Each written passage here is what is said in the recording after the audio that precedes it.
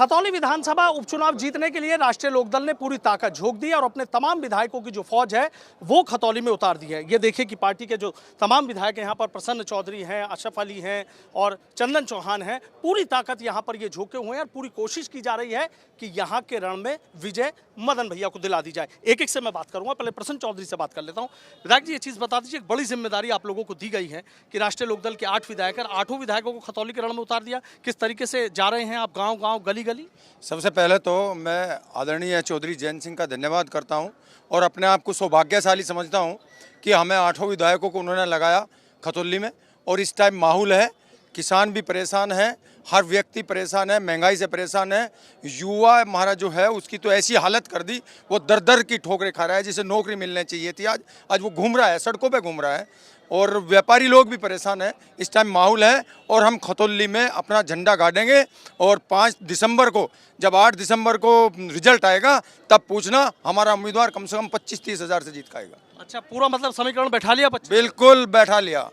हम हर क्षेत्र में जाएंगे, किसानों के पास भी जाएंगे, मजदूरों के पास भी जाएंगे, व्यापारियों के पास भी जाएंगे और अपने उम्मीदवार को जिता करेंगे। अपने उम्मीदवार को जिता करें। अशरफ अली साहब, इनसे जानते हैं। विधायक जी, देख रहे हैं कि पूरी गर्मजोशी नजर आ रही है और सीधा दावा कर रहे हैं 20 से 25 हज़ार से जीत लेंगे। तो क्या ऐसी समीकरण पहले ही बैठा ली थी? हाँ बिल्कुल, क्यों नहीं। जब हम सब लोग मेहनत से लगेंगे, हमारे नेता माननीय जयंत चौधरी जी जो है बड़े मेहनत से जो है लगे हुए हैं और मदन भैया को यहाँ चुनाव में उतारा है। आप देखिए, क्योंकि जिस तरह का माहौल है, हमारे गन्ना किसानों का पेमेंट नहीं हो रहा है, नौजवान बेचारा अपनी नौकरी के लिए दर दर भटक रहा है और अग्निपथ लाकर जो नौजवान के साथ जो एक खिलवाड़ किया है, एक मजाक किया है, उसका जवाब जो है नौजवान, किसान और सब लोग मिल के देंगे। अच्छा, क्या बड़े मुद्दे हैं? अगर यहाँ की बात करें, किसानों की बेल्ट है तो किसानों का मुद्दा तो बड़ा है। हाँ, किस तरह की दिक्कतें किसान उठा रहा है? आप देख रहे हैं किसान को कितनी परेशानियां। नया सत्र शुरू हो गया है, पिछला जो है अभी तक बकाया गन्ना किसानों का पेमेंट नहीं हुआ है। हमारे ज़िले में जो है 500 करोड़ रुपया मिलों पे बकाया है, 3 शुगर मिल हैं। इसी तरह से आपका मुजफ्फरनगर में है, बहुत बुरे हालात हैं। टाइम पे नया सत्र शुरू हुआ है, गन्ने की पर्ची नहीं, कोई सुनने वाला है नहीं। हमने विधानसभा में जो है सभी लोकदल के विधायकों ने मिलकर मुद्दा उठाया तो कोई उसका जवाब नहीं आया। चंदन चौहान जी ने, जो माननीय मुख्यमंत्री जी मोरना शुगर मिल के लिए कह के गए थे कि इसका विस्तारीकरण होगा, कोई विस्तारीकरण की कोई योजना नहीं है। जब इन्होंने प्रश्न लगाया, गन्ना मंत्री ने जवाब दिया और अभी हम तीनों विधायक जो है लखनऊ में गन्ना मंत्री से इसी को लेकर मिलने गए थे। चौधरी साहब ने हमें भेजा था तो उन्होंने हमारे से मिलना भी गवारा नहीं किया। तो सरकार जो है सब झूठ का पुलिंदा है, झूठ बातें करते हैं, धरातल पे कुछ नहीं है।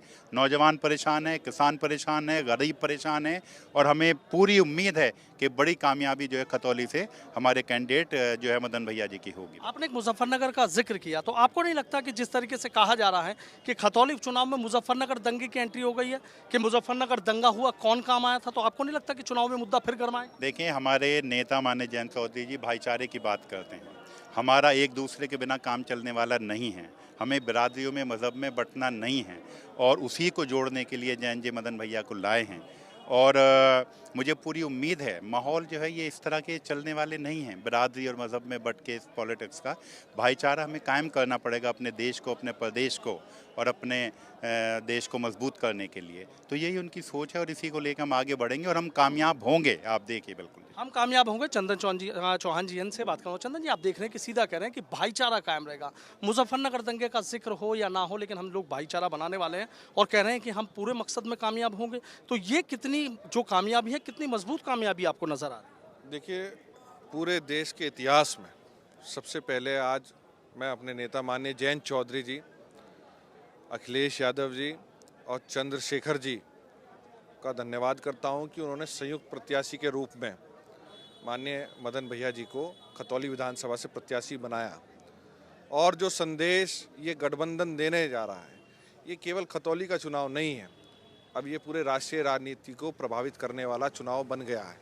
और आने वाले समय में आपने देखने को मिलेगा कि जो पाखंड उत्तर प्रदेश और पूरे देश के अंदर ये दोनों सरकारें, केंद्र की और राज्य मिलकर चला रही है, उस पाखंड का पर्दाफाश हमारे नेता माननीय जयंत सिंह जी, अखिलेश जी और चंद्रशेखर जी मिलने के खोलने का काम करेंगे। और आने वाले समय में जनता को साथ लेकर इस चुनाव में ऐतिहासिक जीत करने का काम करें। कोई भी अलग मुद्दा नहीं है, केवल जोड़ने का, आपसे प्यार का, विकास का, तरक्की का इस मुद्दों को लेके हमारे प्रत्याशी जो हैं जनता के बीच जाएंगे और आपके चैनल के माध्यम से बताना चाहते हैं कि ऐतिहासिक जीत आने वाली 8 तारीख को परिणाम के रूप में आपको देखने को मिलेगी। नहीं, बहुत अच्छी आपने बात कही है कि ऐतिहासिक जीत यहाँ पर होगी। ये चीज़ बताइए, देखिए समाजवादी पार्टी की बात हो, राष्ट्रीय लोकदल की बात हो और अब आज़ाद समाज पार्टी ने भी आपको समर्थन दे दिया है, तो आपको लग रहा है कि जो जीत है, जीत का आंकड़ा बदल जाएगा क्या, ज़्यादा बढ़ जाएगा क्या? निश्चित रूप से मैंने बताया आपको, आने वाली 8 तारीख को बड़े मार्जिन के साथ यह महागठबंधन जीत पाखंडी सरकार, झूठी सरकार के खिलाफ दर्ज करने का काम करेगी। राजकुमारी सैनी को मैदान में उतारा है भाई, उनके जो पति हैं पूर्व विधायक विक्रम सैनी, कवाल वाले मामले में उनकी सदस्यता चली गई, तो आपको जो राजकुमारी सैनी की बात करूं वो कितनी मजबूत नजर आ रही है? भाई बीजेपी का तो दावा है कि यहाँ तो हम कमल खिलाएंगे, कोई और रहेगा ही नहीं। देखिए, कमल जहाँ जहाँ खिलना था वहाँ खिल चुका है। ये चुनाव सरकार को प्रभावित करने वाला नहीं है। जनता जानती है कि जो उन्होंने कर्म बोए थे वो काटने उनकी धर्मपत्नी को पड़ेंगे।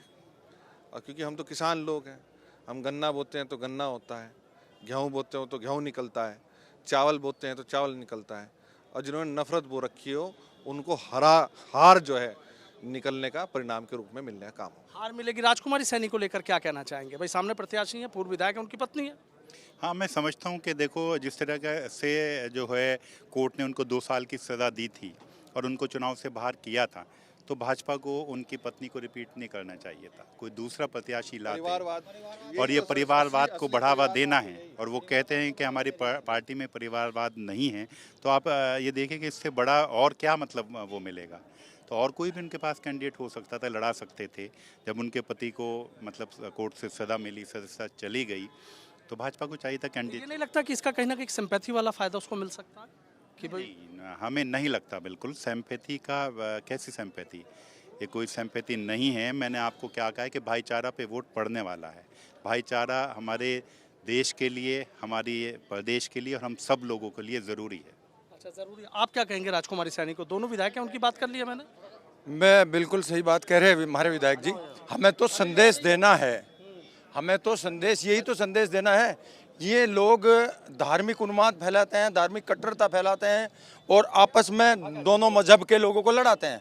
हमें संदेश देना है, क्योंकि हम सब स्वर्गीय चौधरी चरण सिंह के अनुयायी लोग हैं और उन्होंने एक गुलदस्ता बनाया था हिंदू मुस्लिम एकता का प्रतीक। हमें उस हिंदू मुस्लिम एकता के प्रतीक को आगे बढ़ाना है और वो भ्रांति तोड़नी है जिसमें कहते थे अब भाई यहाँ तो जो है गलत हुआ है, यहाँ गलत कुछ नहीं हुआ है, इन्होंने कराया है और ये उसके दोषी हैं, सरकार ने भी इन्हें दोषी ठहराया है।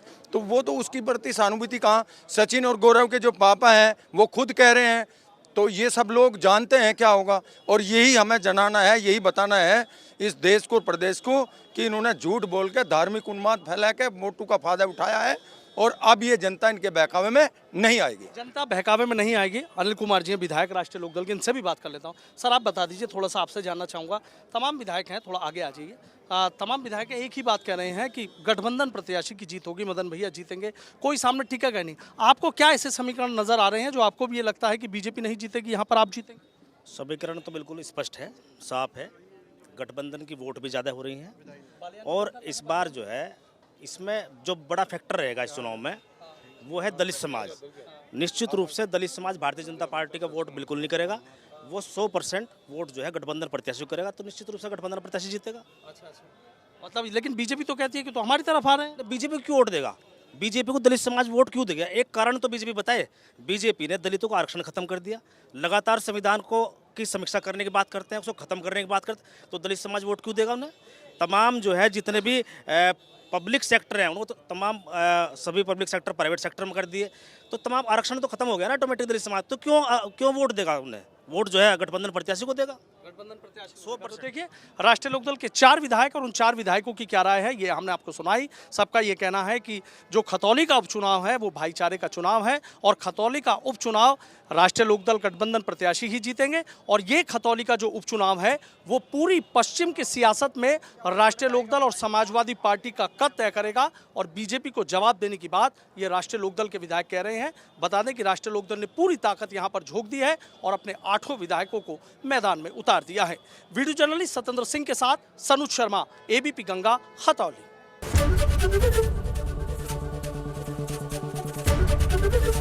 एबीपी गंगा, खबर आपकी, जुबान आपकी।